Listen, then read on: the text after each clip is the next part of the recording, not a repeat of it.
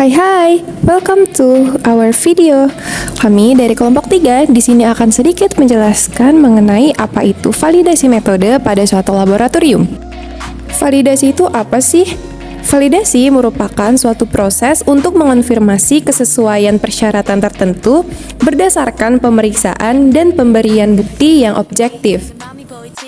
Nah, jadi validasi metode merupakan proses untuk memverifikasi bahwa sebuah metode yang akan digunakan itu fit for purpose atau sesuai dengan tujuan.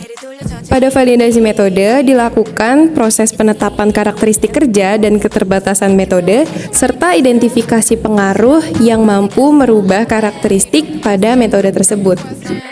Terdapat beberapa hal yang memerlukan suatu tindakan validasi, yaitu ada ilmu, metode, alat, personel, dan waktu. Sebelum kita memilih dan menetapkan suatu metode, kita juga perlu mempertimbangkan beberapa hal dalam memilih metode tersebut.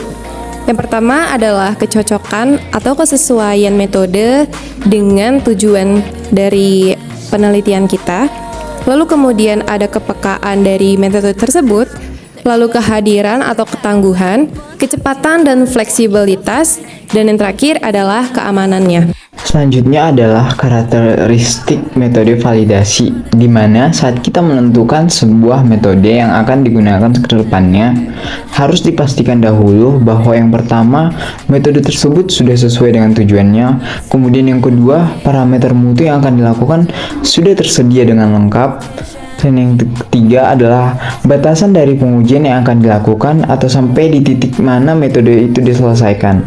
Keempat, kepercayaan pada hasil yang akan didapat atau tidak ragu-ragu akan hasil yang diraih, karena nantinya itu akan mempengaruhi kepercayaan. Dan yang terakhir, menyediakan biaya yang tidak terduga karena mungkin akan terjadi human error atau semacamnya. Faktor keberhasilan metode dapat ditentukan yaitu dengan yang pertama, prosedur sampling yang digunakan, kedua, kesesuaian metodenya, ketiga, prosedur dari persiapan contoh atau sampelnya, keempat, teknik pemisahannya, kelima, evaluasi data atau metode statistika seperti pengolahan data yang dilakukan apakah sudah benar ataupun tidak, keenam, kalibrasi peralatan dengan baik dan benar, ketujuh, teknik deteksi, dan yang terakhir, personel yang digunakan kompeten atau sesuai. Beberapa catatan yang mungkin berguna saat validasi metode, yaitu yang pertama, validasi harus dilakukan sebelum setiap metode dilakukan secara rutin. Kemudian, validasi ulang harus dilakukan jika ada perbedaan data atau perubahan aturan dari data yang sudah terverifikasi sebelumnya.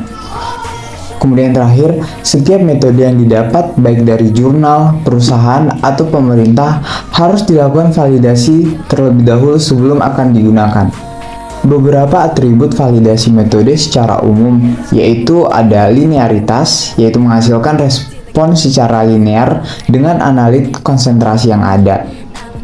Working range, yaitu batas terendah hingga batas tertinggi. Kemudian ada limit deteksi dan limit kuantisasi.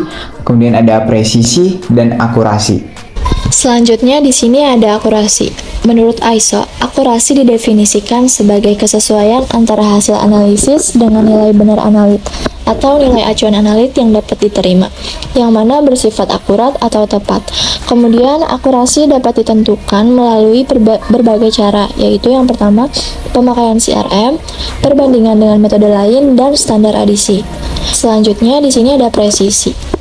Presisi menunjukkan seberapa dekat perbedaan nilai pada saat dilakukan pengulangan pengukuran, yang jaraknya tidak jauh. Kemudian ada akurasi dan presisi, yaitu hasil memiliki ketepatan dan rentang perbedaan yang berdekatan pada tiap pengulangan.